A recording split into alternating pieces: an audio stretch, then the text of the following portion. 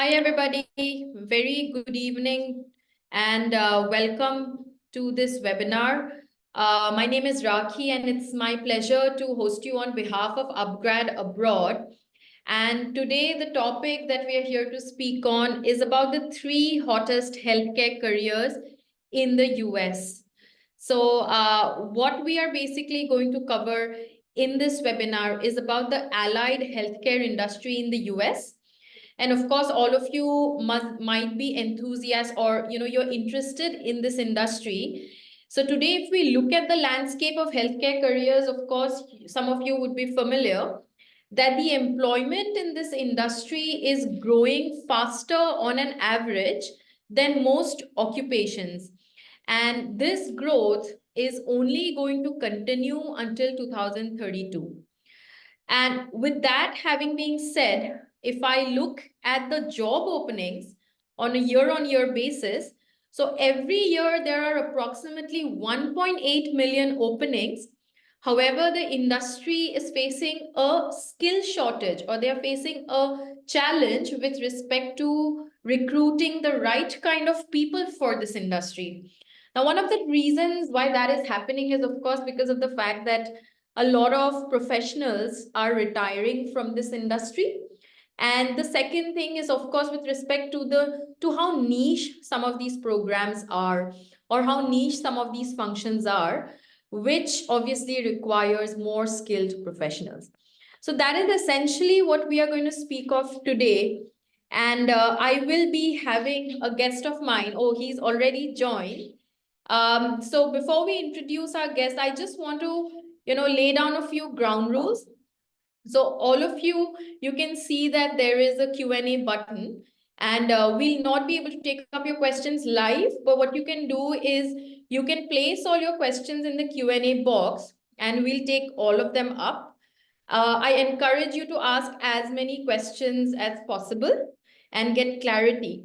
So without any further ado, I'd like to welcome our guest, Mr. Pranit Singh, who is the Associate Director of University Partnerships at upGrad Abroad, and who's been instrumental in bringing on board three very interesting programs from the healthcare segment from a very prestigious university in the US. So without any further ado, Pranit, if you can introduce yourself and also give us a little context about the three programs. Absolutely. Thank you so much, Raki, for having me. It's an absolute pleasure to be here. And I'd love to speak about some of these allied healthcare disciplines and domains that are on the rise. I think after COVID, there was a sudden emergence of allied healthcare fields. There was a sudden surge in openings for nursings around the world. I think COVID failed way too many healthcare systems in the world and made them realize that there had to be a good equilibrium between individuals on the operation side when it came to running optimally any healthcare facility in the world. They made us realize that there were enough doctors but not enough nurses to support, or not enough qualified nurses to support things that doctors would set as a record. And hence, I think everywhere across the world, especially the United States, there was an emergence of job openings across the country for nurses, across the country for pharmaceutical research and development. I think the other realization that came to the world in the wake of COVID was the lack of R&D facilities. Or if you still remember, it took us 1 year almost to run all tests in place and finally come up with a vaccine for COVID. That and we still couldn't make that work. We still had to take another year or two to make sure that the exact formulation or synthesis of the drug was optimal. I think even now we've not been able to battle COVID. I was still hearing from Washington State University earlier this morning that their entire team was diagnosed with COVID. So I'm saying with all of these, a certain precedent has been set forth. It has been reckoned that we need individuals to assist doctors. We need individuals to run hospital and healthcare chains. There's a sudden emergence of health tech startups. There's a sudden emergence of uh, bioinformatics or health and analytics, with which we understand how does genetic information uh, have a significant relation with how a disease is carried over through those genes in every generation, and how do we best alleviate that. And so that's the ground. I think if I speak facts, uh, there's almost 1.2 million job openings for nurses in the next 5 years. Yes. That's almost 12 lakh nurses in the United States that we need. And at this point, as I speak to you, 3 lakh nurses are required. I know Canada has been very, very vocal of that as well. Canada needs about close to a 0.1 million nurses across the Canadian healthcare chains. That's almost 1.1 lakh job openings. So we've got 3 courses, Raki. We've got a Bachelor of Science Nursing. Yes. That's more or less a graduate course, not an undergraduate course like the Bachelor of Laws, or how we've got, the way we have got B.Ed, that while it's a bachelor's course, it's a graduate degree. You have to have an undergrad background for it. The second course is a Bachelor of Science Neuroscience. That's a very much undergraduate course. The third course is a Doctor of Pharmacy, or a Pharma.D. Pharma.D. Again, is a graduate course, of course. And then we've got a Bachelor's of Science in Pharmaceutical Medicine Sciences. Now, of and among these, some of them are STEM courses, some of them are non-STEM. But the important thing to note, Raki, is the Doctor of Pharmacy course has an H-1B sponsorship by CVS Health. That's the 11th Fortune 500 company. So I think, to sum up, pharmacy, neuroscience, which is an allied healthcare field, and nursing, that's a medical support function, and all these frontline workers. I think, at least for the next 20 years or so, there's going to be abundant jobs, and it's the right domain to foray into at this point. And I think the other part is, all of these courses contribute for the student to take up a Doctor of Medicine degree in the United States. They can take an MD degree once they clear. I mean, all of these qualify as a pre-medicinal degree that they can do. And then these things also make sense, because ultimately, if anyone's aim here is to become a doctor or do an MD in the United States, these are some of the courses that will lead them into that progressive pathway. Great. Great. Thank you so much for covering that in so much depth. Now, of course, what I gathered from what you said is the fact that this is an excellent domain to foray into right now. And you've shared a lot of statistics on what kind of employment opportunities are there in respect of each of these specific branches. Now, one of the things that I think a lot of our learners would have a question about is the fact that how is doing a bachelor's degree in the US? I think that's the question I'd like to start with, because typically students also can choose to go ahead and pursue a career in the US after doing a master's. So my very first question would be that how does doing a bachelor's and, let's say, starting off with your education in the US at that level, how does that really give you a competitive advantage? And how does that set a roadmap for you?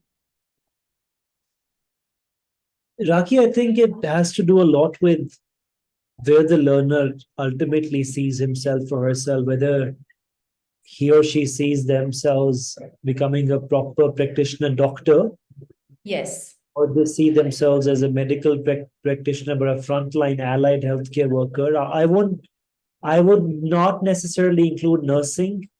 Yes. I think nursing is a very straightforward occupation when it comes to frontline workers. I don't think it's a part of allied healthcare at all. Okay. But one outcome is practicing as a doctor, one outcome is practicing as a nurse. Third outcome is if you want to develop your future trajectory as an analyst in drug discovery or pharmaceutical analysis, or when you're trying to study a large bulk amount of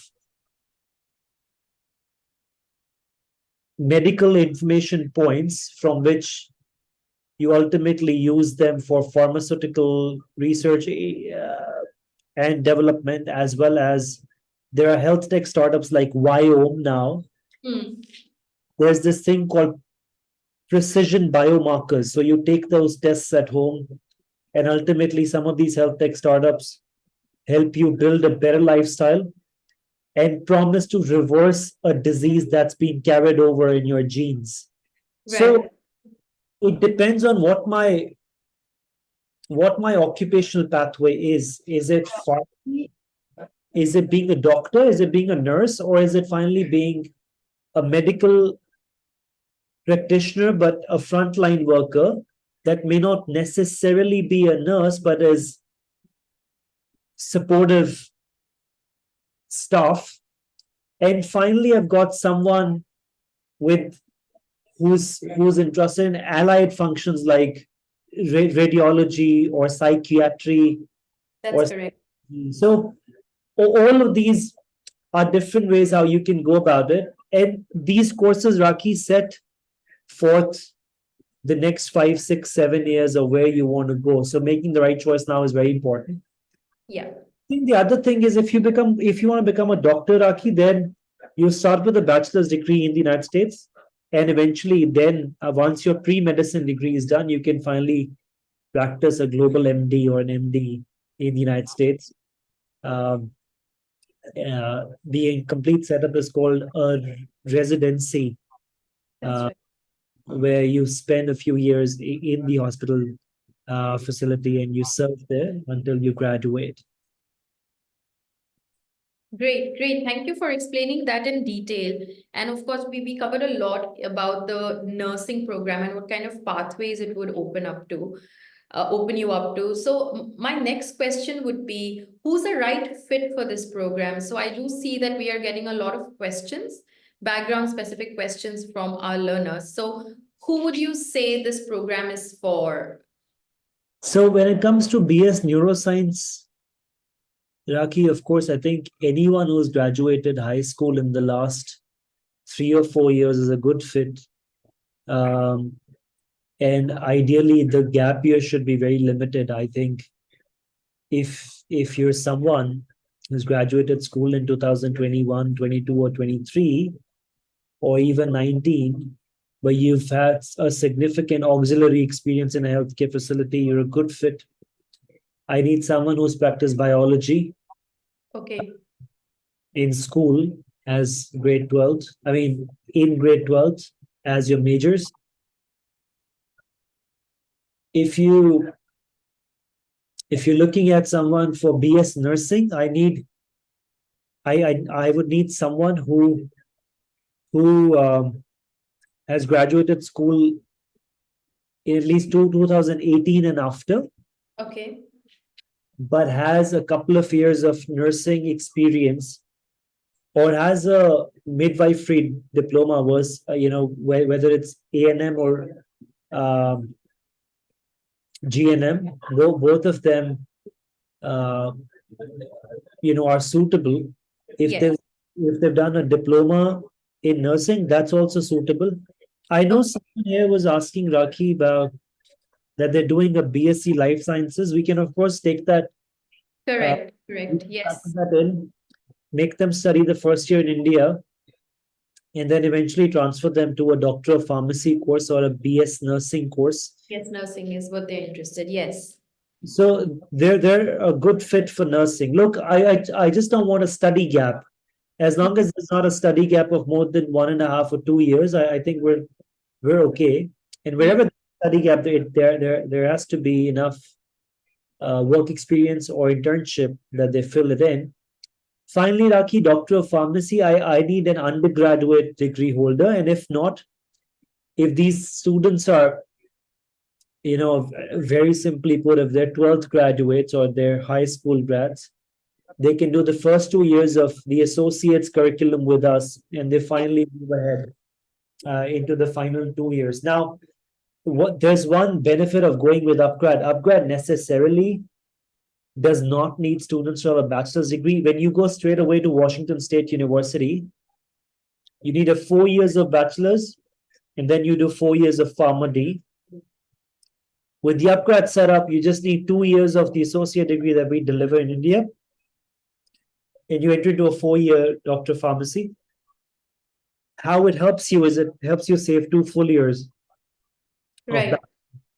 Plus, like I said, Doctor of Pharmacy has an H-1B sponsorship with CVS. So your next 10, 12 years are very, very certain. There is no ambiguity at all around those years of how things are going to look like, whether I get the OPT, what's going to happen after, do I have to come back, blah, blah, blah. For nursing, Raki, although when you go to the United States, you do your nursing course, I've taken NCLEX examination. That's correct. Yes. Council for licensure as a nurse. So NCLEX has to be given. It's not difficult, but for you to become a registered nurse, you have to give that. But once you're a registered nurse, your salaries are north of 122,000 US dollars. So that definitely helps. That's great. Yes, that is a very important point to cover, the fact that you are going to have to write an NCLEX examination to become a registered nurse. I also want to ask you a second question from a learner here who's currently pursuing their BDS, and they are not inclined to continue with the BDS course anymore, and they do not intend to also get into any kind of dentistry related occupation in the US. They are inclined towards a BS in nursing. How would you suggest they go ahead with it? Is this the program that they are going to be eligible for? Sure, I'll just give you a quick download. So we've got a university that's offering these 3 courses called Washington State University. It's top 25 in the United States for pharmacy and top 40 for nursing.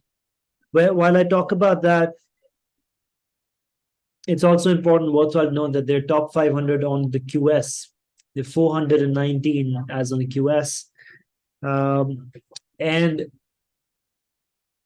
we run in India through Washington State University's authority and approval the first year of these degrees. And so these students can come study with us for up to 2 years, whether they want to study 1 year or 2. They can finally move to Washington State after. If they want to drop out of BDS, but they're at the most a graduate of 2019 and after, high school graduate, we can admit them as long as they've got a 60% in PCB. Okay. That works for us. The University of Washington State, we run the first year in India. That's the way to go about it. Sure. The first curriculum I can share with all of these students right after. They can always go to our website, upgradabroad.com, and research about some of these courses. But yeah, they can pick up either of nursing or pharmacy or neuroscience. All right. Perfect. And earlier on, you were mentioning that, it's, out of all of these courses, there are a few which are not STEM courses. So can you help us understand which one would be a STEM? And yeah. So Raki, the BS Neuroscience is a STEM course. Yes. BS Nursing is a non-STEM course. Doctor of Pharmacy is a non-STEM course, but the advantage with Doctor of Pharmacy is that ultimately, when as students we go to the United States, we want an OPT, and then we finally end up, or we finally are in that haste of getting H1B. So with Doctor Pharmacy, because it's an H1B sponsorship, it's easier for us to just get the sponsorship instead and then stay there for a longer time than a red person with a non-STEM course. Okay, that's excellent. And I believe that this partnership that you have for the H1B is something that is provided to upgrad learners? Or would you say it's part of the program at Washington? It's a part of the course at Washington State University, but I understand that because these students are doing the first 2 years in India and then they're coming for a proper pharmacy Yes. course, uh, they're going to be way more qualified than regular applicants for the H1B sponsorship. So it'll make, a difference when these guys apply for it. Sure. Sure. Thank you so much. And when we speak of the Pharma D program, you covered a very interesting point, and that is that somebody is eligible for a Pharma D only if they have 4 years of bachelor's. So, in respect of that, how is the upgrad model really giving our students an advantage? And here I'd also like you to speak more on the aspect of how it's going to be more affordable for the learners to go via this route. Well, look, for nursing, they need at least 2 years of uh, a base course that they complete after grade 12. And because India does not have a bachelor's degree that lasts 2 years, what we've done is instead of making students go through a proper 3 or 4 year degree, we teach the first 2 years in India instead. We call it the associate's degree. It's delivered on a campus in Hyderabad. It's also run online. And so learners typically save about 2 full years of higher ed. And of course, Raki, I mean, even if you're doing this course in India, provided that it was, accepted as a pre-nursing degree, if you were doing it in India, you'd at least spend about at least close to 15 to 20 lakh rupees running those 2 years. We help you save that amount. Yes. Because upgrad students can just do 2 years and then they straight away move into the nursing course for the last 2 years and then they graduate out of the nursing course. With Pharma D, the basic requirement is a 4 year bachelor's. For us, it's the 2 year associate degree that we run in India on behalf of Washington State University at Golden Gate. And that lets them enter into Washington State Pharma D program. Now, if I were to put it more from an economical figure standpoint, a 4 year degree in the United States would cost you at least 100,000 USD versus with us that it just costs 10 lakh rupees and they're off 5 lakh every year and then they go. So, of course, Raki, there's a huge amount of savings that will accompany with the course offering that we have. Yeah. Yes, of course, of course. And when you speak of the Pharma D, I think I would like you to elaborate on that further because I also believe that this could be a new program for a lot of our learners here. So pharmacists in the US, they are stated to earn on an average higher than $150,000 on an average. I'd like you to bring about, a little bit in detail about the kind of career outcomes that students are going to have, and how does the industry look like? Sure, Raki. Pharmacy has three subdomains. One, of course, like I said, is the drug discovery and drug development side of things. Second is the analytics side of it, when you're at a confluence of data science, data analytics, bioinformatics, and health analytics per se, the function of analytics in a healthcare field. The only difference is the info points are very human based on the genetic information, and different points are very dynamic. So that field is a lot more dynamic than a regular subdomain in which analytics is used. A third field in which pharmacy has a huge role to play is all of these healthcare facilities, because they're largely handling the supply chain of any drugs being supplied to a hospital, or to a healthcare chain as Walgreens or CVS Pharmacy, or so on and so forth. Now, about 80% of America is insured. Because they're insured, a lot of, of course, by default, their drugs and their medical prescriptions are by default insured. So the licensing of pharmaceutical firms and the insurers also go hand in hand. So I'm saying there are 5 or 6 different subdomains in which pharmacy can be spread into. Yes. The doctor of pharmacy helps you spearhead and foray into each one of them. But I think the highest paid, of course, Raki, is the drug development and the drug discovery side of things. On the analytics side, so if you were someone who had a computer science or DS or analytics or ECE background, I would recommend that you go for bioinformatics or health analytics. For them, a cross-cutting skill is health analytics, and they could be equally involved in R&D, equally involved in drug discovery, equally involved in managing supply chain, and equally involved in some of the futuristic health tech startups that need the pharmacy advice. That need the pharmacy industry's advice on. So, like I mentioned, right? So I've seen a lot of startups in America build biomarkers. Biomarkers really as good as the next step to it, which is what prescription may be given. What is it the consumer in subject can do if the if the biomarker has X outcome or Y or Z, which drugs can possibly then help alleviate any medical issue that is forecasted or foreseen on the biomarker. So I'm saying pharmacy is incomplete by itself. It's a domain that needs either technology or research or hospital functions, hospital chains, or facilities as childcare and daycare and la. Yes. For them to impact and for them to work on. But I see a huge boon in that. If you were to ask me what kind of jobs, I'd say an analyst, I'd say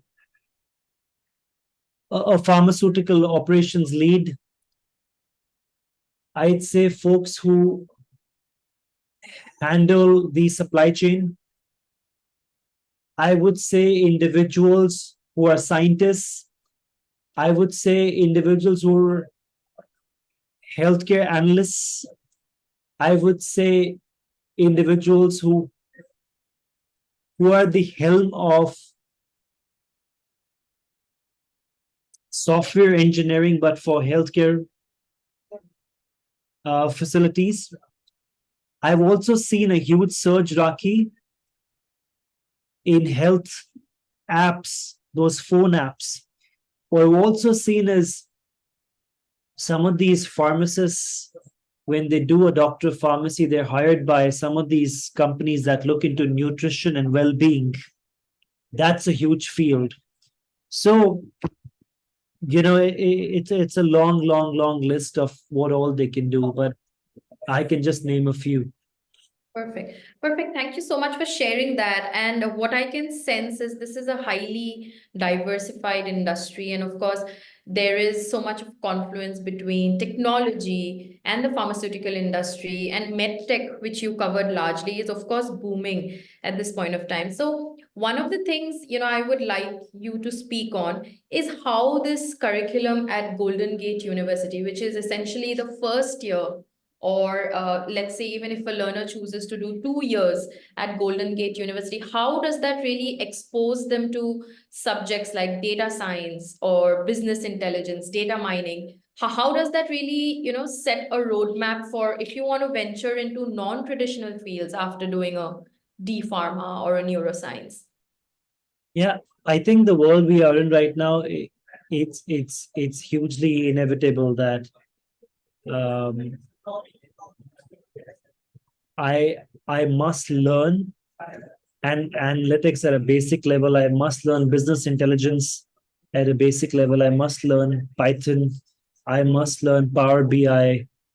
I must learn information systems as a context vis-a-vis healthcare, which means how do I process and extrapolate insights from large information subsets and make sure that I've got enough data points with me to take an informed call on whether I'm working on, on a drug or I'm working on a healthcare mechanism or methodology, so on and so forth.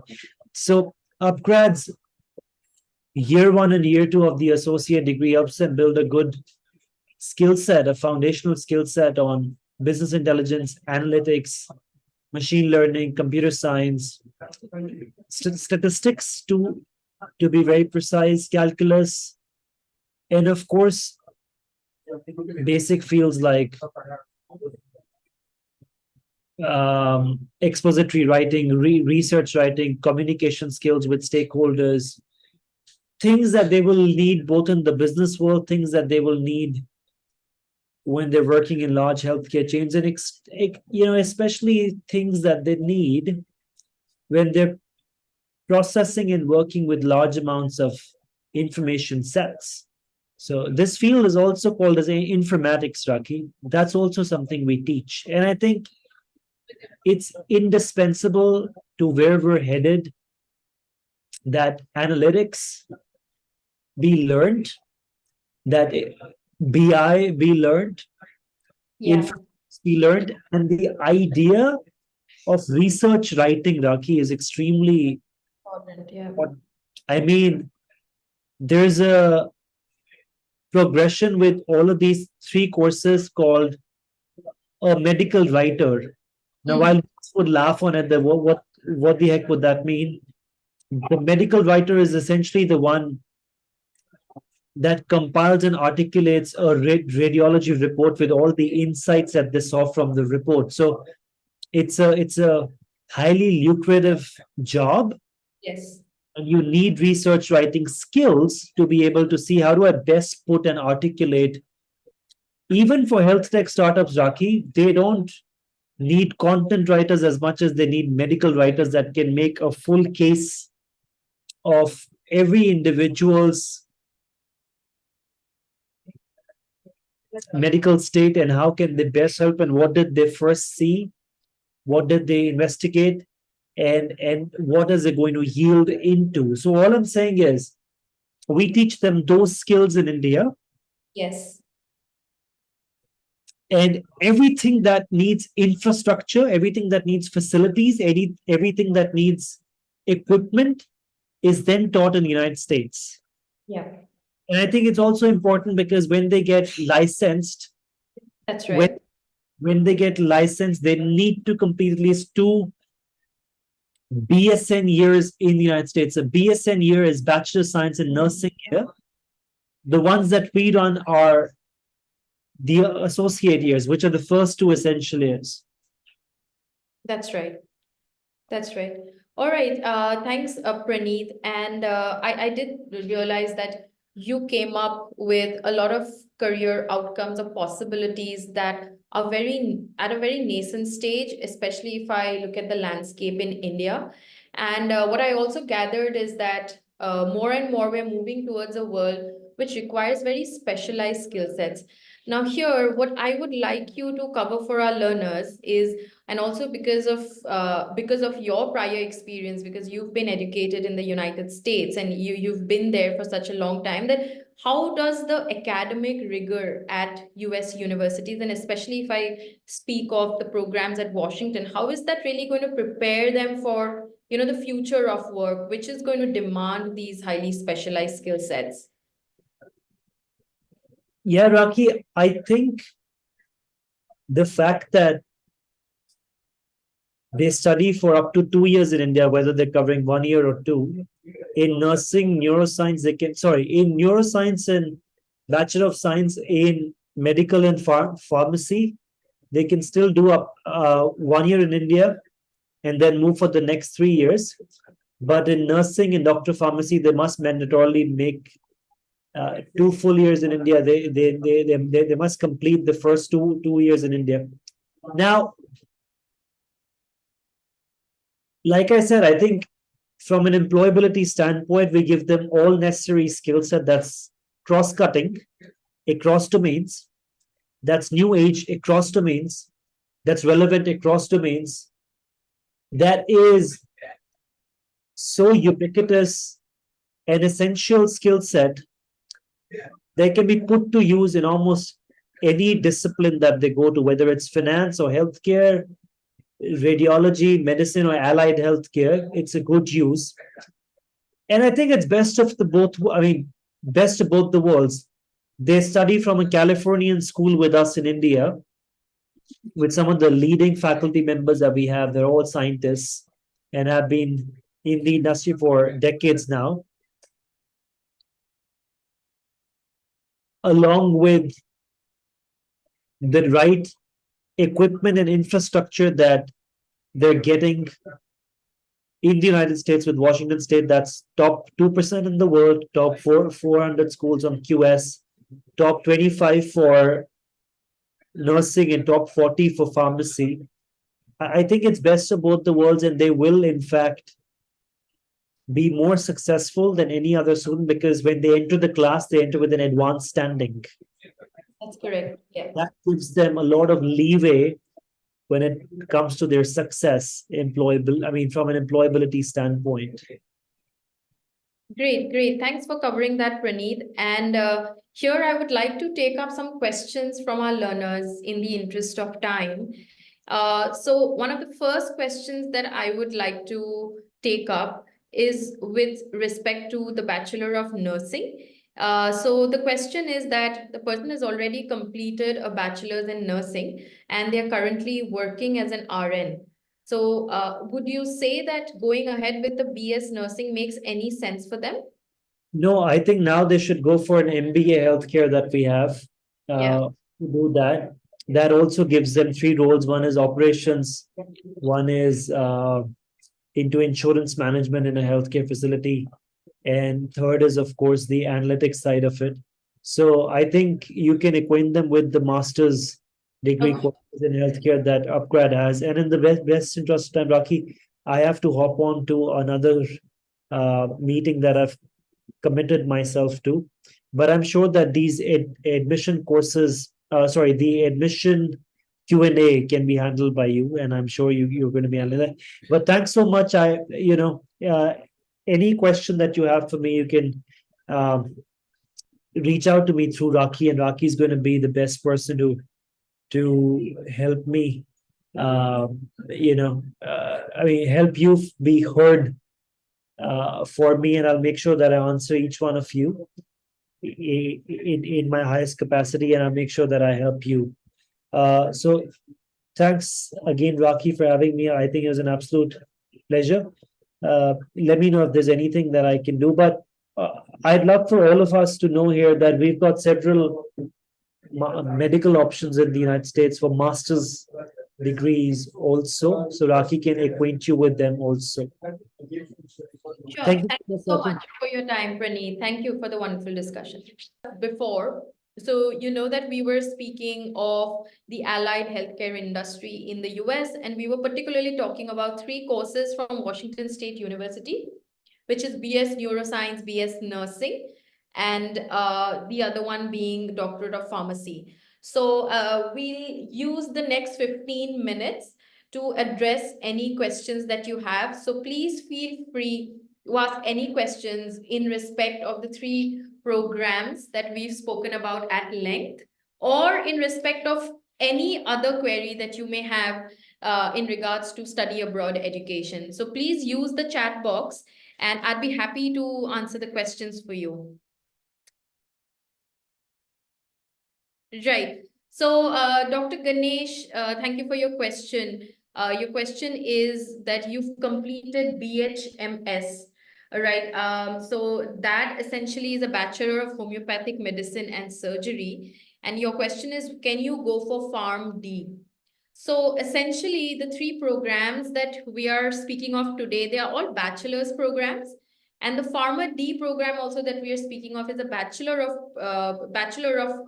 program. So essentially, if you are going to go ahead with this Pharma D program, it would require an investment of 6 years. That is 2 years of Associate of Arts degree with upGrad and the 4 years of Doctorate of Pharmacy, right? So that is a pathway that could be available. However, since you've already done a bachelor's, ideally with us, you would not be able to go ahead with a PharmD. You can go ahead and pursue a master's individually, not via this pathway, but individually through another pathway and do a PharmD. But yes, this program is a bachelor's program, which ideally may not make a lot of sense since you've already completed your bachelor in homeopathic medicine. So that's basically how it's going to be for you. But yes, if you've completed your bachelor's in homeopathic medicine and surgery, you can go ahead and pursue master's courses in the allied healthcare industry. And we do have MBA programs in healthcare, healthcare management, and like we've discussed, that there is tremendous opportunity in healthcare currently in India, in the US, and the salaries also happen to be very huge. So yes, those are courses that you would definitely be eligible for. At this program, what I would also like you to point out, you can do so in the messages, is to tell me when did you graduate, which year, and what exactly would be the percentage so that I can help you with which would be a right program for you. All right. So since you passed out in 2009, of course, you're eligible for a lot of our programs in healthcare. I would also like you to tell me what is your percentage that you've gotten in your bachelor's.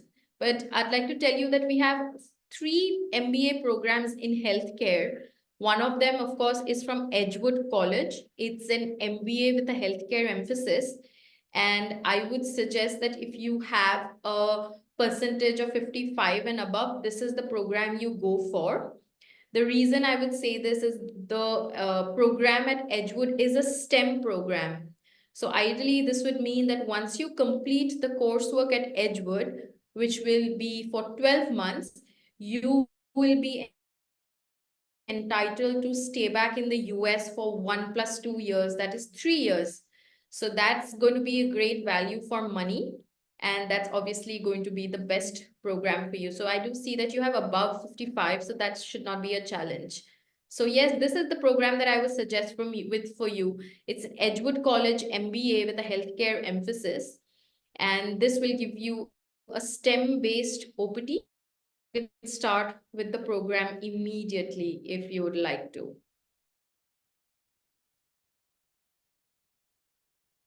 Great, Dr. Ganesh, I hope I've answered your questions. You can follow it up with more questions if you have. And in the meantime, if any one of you has any other questions, please feel free to ask.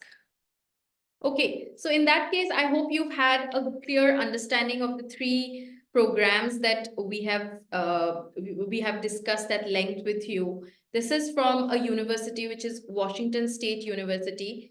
Of course, we've covered that this is a highly ranked university. And for both of the programs, that is pharmacy and nursing, it's ranked in the top 40 and top 25 respectively. It's also one of the better public schools in the US. It's ranked in the top 100. And I'd also like to tell you that it happens to be one of the better ranked universities when it comes to their research facilities. So this is designated as a university which has very high research activity. So should you also want to venture into any research kind of a domain post completion of your coursework, will ideally be a great course to graduate from.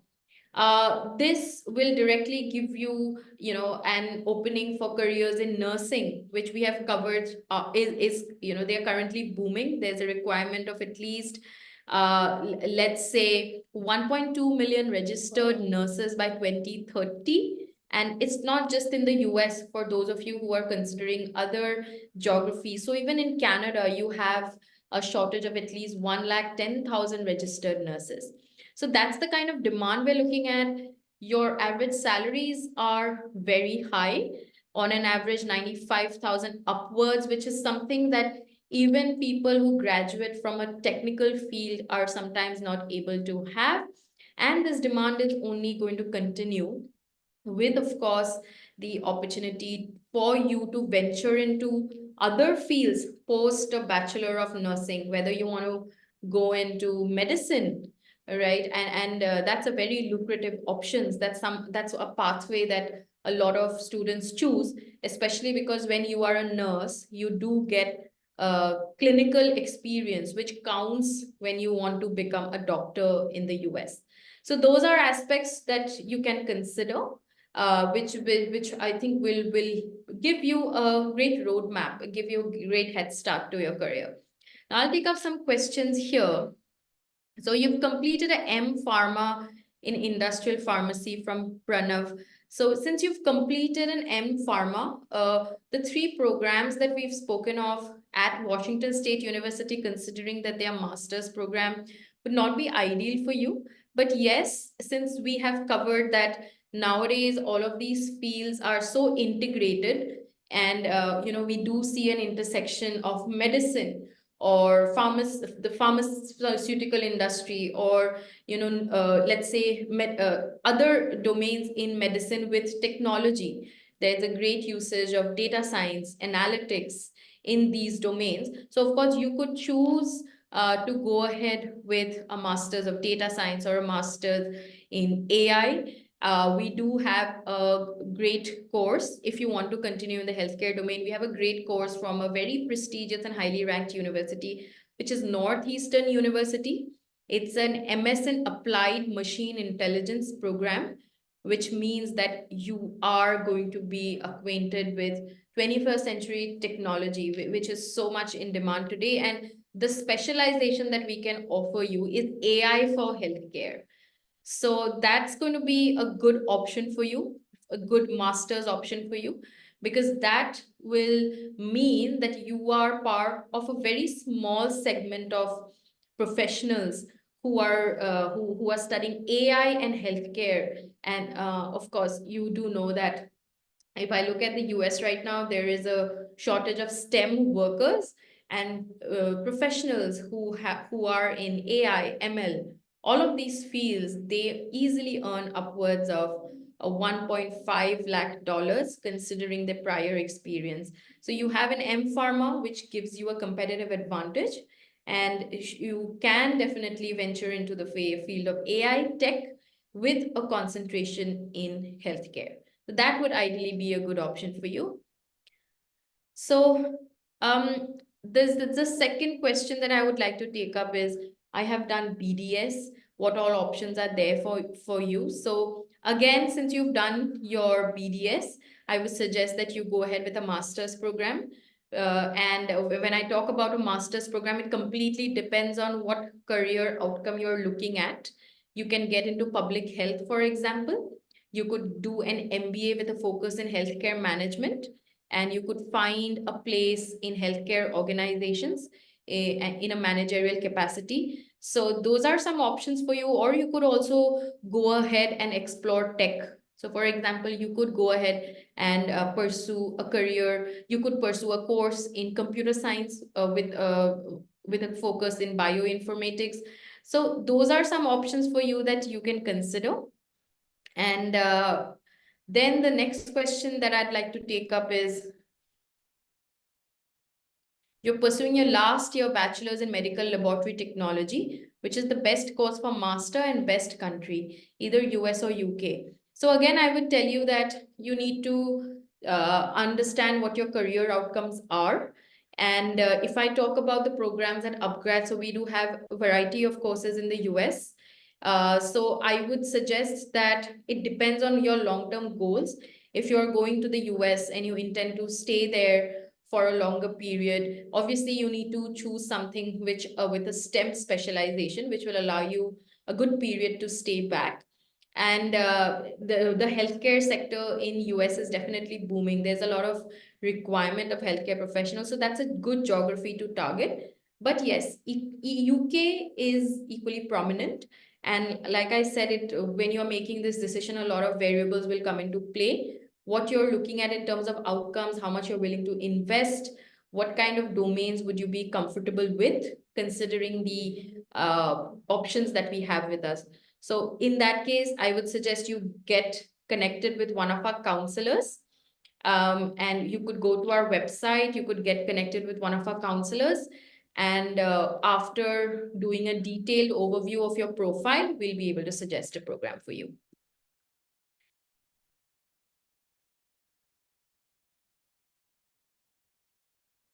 So some of you have asked me questions with respect to GRE, GMAT, IELTS. So I will tell you that one of the good things about the upGrad abroad programs is that we have waived off the requirement for master's programs of any competitive examination. So we have waived off the requirement for GRE or GMAT, which are competitive examinations. So you do not have to appear for those. We do require IELTS. That's a prerequisite for every program that you're going to go ahead with.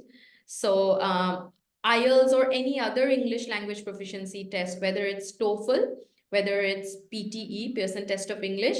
But at upGrad Abroad, we do, of course, provide you assistance in cracking the IELTS examination, because we provide you free IELTS coaching along with the coursework that you're going to enroll for. So that's how we go about assisting with you.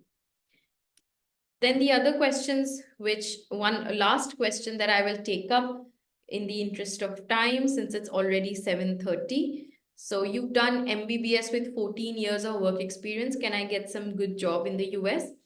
See, again, I would say that if you have done an MBBS, if you can also clarify if this 14 years of work experience that you have, they account for clinical experience.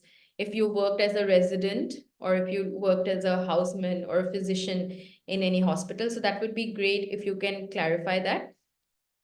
Can you get a good job in the US? So, of course, since we are discussing about how to go to the US via an academic pathway, if your question is, can I do a course after 14 years of experience with an MBBS degree and chart out a roadmap for myself? The answer is yes, you definitely can.